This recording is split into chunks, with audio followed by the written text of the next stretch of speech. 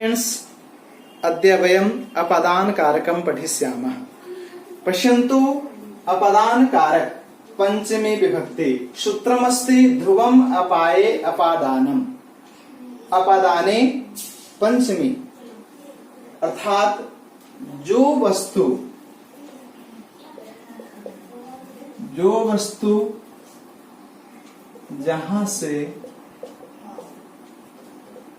अलग हो अथवा अलग होने का भाव प्रकट हो उसे अपादान कहते हैं। अपादान कारक में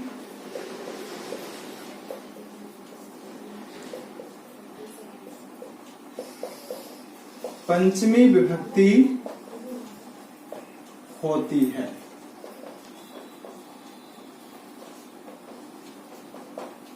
जैसा कि मैं बोर्ड पर लिखा स्टूडेंट्स, जो वस्तु जहां से अलग हो, जैसे मेरे हाथ में देख रहे हो एक कलम है, हाथ में कलम है, तो हाथ से कलम गिरता है तो कहां से गिर रहा है? हाथ से गिर रहा है। तो जहां से जो वस्तु अलग हो उसमें पंचमी विभक्ति का प्रयोग किया जाता है। ता कहां से गिर रहा? हाथ से गिर रहा है। हस्तात् कलमम पतति, हाथ से, तो हस्तात् में पंचमी विभक्ति। इसी प्रकार एग्जाम्पल देखोगे, वृक्षात् पत्राणि पतन्ति, वृक्ष से पत्ते गिरते हैं। वृक्ष वहीं पर रहता है जहां पत्ता, लेकिन अलग कौन हो रहा है? पत्ता हो रहा है। तो पत्ता अलग हो रहा है तो पत्ता में पंचमी विभक्ति नहीं होगी। स्थिर वस्तु यानी ध्रुवम का होता है स्थिर, जो स्थिर वस्तु होती है उसमें पंचमी विभक्ति होती है। जैसे स्टूडेंट्स, आप सब घर से विद्यालय आते हो तो घर वहीं अपनी जगह पर है, आते कौन है? छात्र आते हैं। तो जहां जो वस्तु स्थिर है, जैसे गृहात्, घर से, छात्रः विद्यालयम्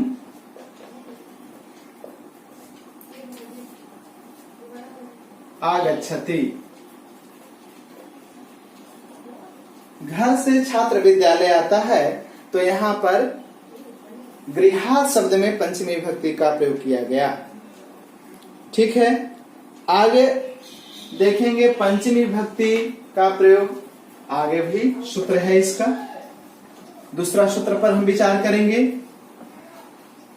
सूत्र का नाम है भित्रार्थाणाम भय हेतु। भित्रार्थानाम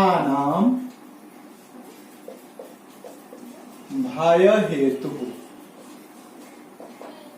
इसमें दो सूत्र है। भी यानी डरना,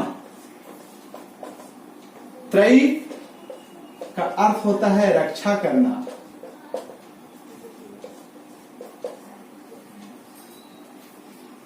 तो ये भयार्थक धातु, भय अर्थ में जितने भी धातु होंगे उसमें पंचमी विभक्ति का प्रयोग होगा। त्रय अर्थानाम यानी रक्षार्थक जितने भी धातु होगी उसमें ही पंचमी विभक्ति का प्रयोग होता है। तो जिससे अब देखोगे, आगे बढ़ोगे, जैसे बालकः सर्पात् बिभेति, तो यहां पर डरता किससे है? सांप से डरता है, तो सर्पात में पंचमी विभक्ति होती है। नृपः दुष्टात्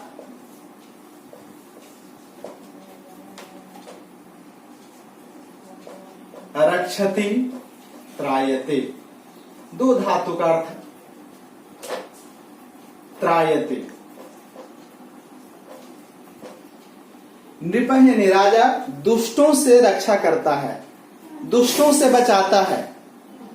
इन अर्थों में आपका पंचमी विभक्ति का प्रयोग किया गया। आगे देखते हैं, भुवः प्रभवश्च, भुवः प्रभवश्च यानी जहां से जो वस्तु उत्पन्न हो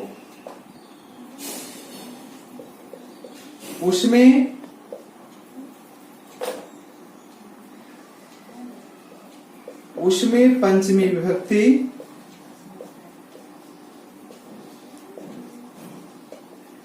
का प्रयोग होता है। भू धातु का अर्थ होता है होना, लेकिन प्र उपसर्ग लग जाने से अर्थ हो जाता है उत्पन्न होना। जैसे गंगा हिमालयात प्रभवती, उत्पन्न होता है, उत्पन्न होना। गंगा हिमालय से निकलती है तो भवती होता है, प्रभवती उत्पन्न होता है। भुवः प्रभवश्च ये बताया। अब आगे के स्टूडेंट्स कुछ और भी ऐसे शब्द हैं जिन पर हम विचार करेंगे, उनका हम लोग प्रयोग करेंगे। चलिए आगे बढ़ते हैं। किन किन अर्थों में और भी पंचमी विभक्ति का प्रयोग किया जाएगा, तो मैं पूरा सूत्रों की व्याख्या न करके आपको जिन जिन अर्थों में पंचमी विभक्ति का प्रयोग किया जाएगा वो सारे शब्द लिए जा रहे हैं। तो अगला शब्द है रीते। रीते का अर्थ होता है बिना। बिना अब देखोगे, कृष्णात रीते, कृष्णात रीते कह रचकर।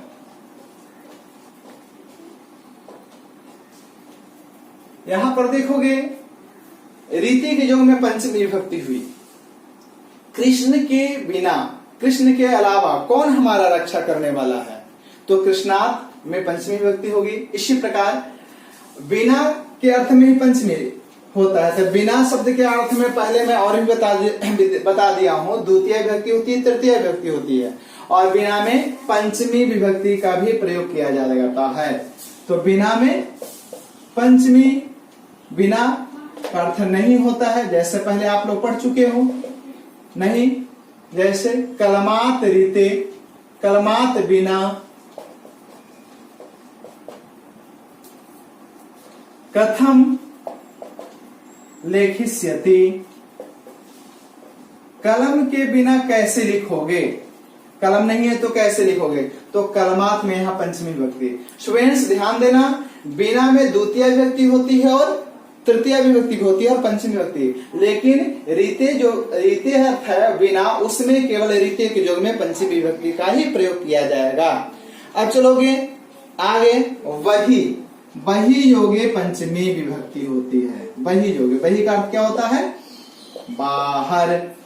देखोगे गृहात बहि, गृहात बहि बालकः क्रीडन्ति, घर से बाहर लड़के खेल रहे हैं। तो गृहात कहां से बाहर, तो घर से बाहर। गृहात बहि बालकाः क्रीडन्ति। इसी प्रकार विद्यालयात बहि छात्राः गच्छन्ति, कक्षा शब्द का पंचमी विभक्ति हो जाएगी कक्षायाः बहि छात्राः गच्छन्ति, क्लास से बाहर जा रहे हैं। इसी प्रकार पुस्तकालयात बहि छात्राः गच्छन्ति, पुस्तकालय से बाहर जा रहे हैं। अब चलोगे अनंतरम के बाद, अनंतरम यानी बाद। जैसे अभी सावन महीना, सावन महीने के बाद भाद्रपद महीना आता है, भादो आता है, तो आप लिख सकते हो श्रावणात् अनंतरम, सावन के बाद, श्रावण महीने के बाद भाद्रपद मासः आगमिष्यते, भाद्रपद मासः आगमिष्यते।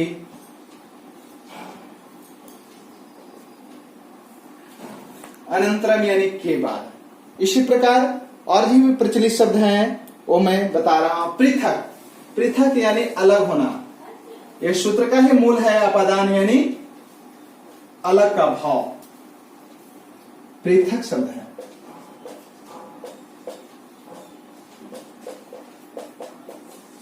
अलग होना, इस अर्थ में भी पंचमी विभक्ति का, जैसे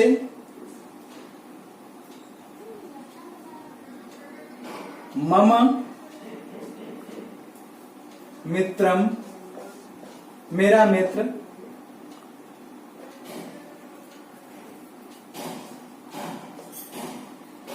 मत पृथक निवसति, मेरा दोस्त मुझसे अलग रहता है। तो यहां मत शब्द में अस्मत् शब्द का रूप है, मत में पंचमी विभक्ति का प्रयोग किया गया। इसी प्रकार एक एग्जाम्पल और मैं दे दूं।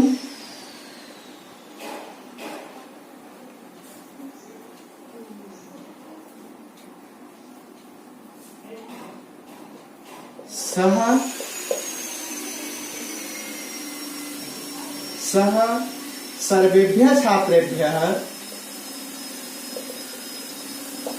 सभी छात्रों से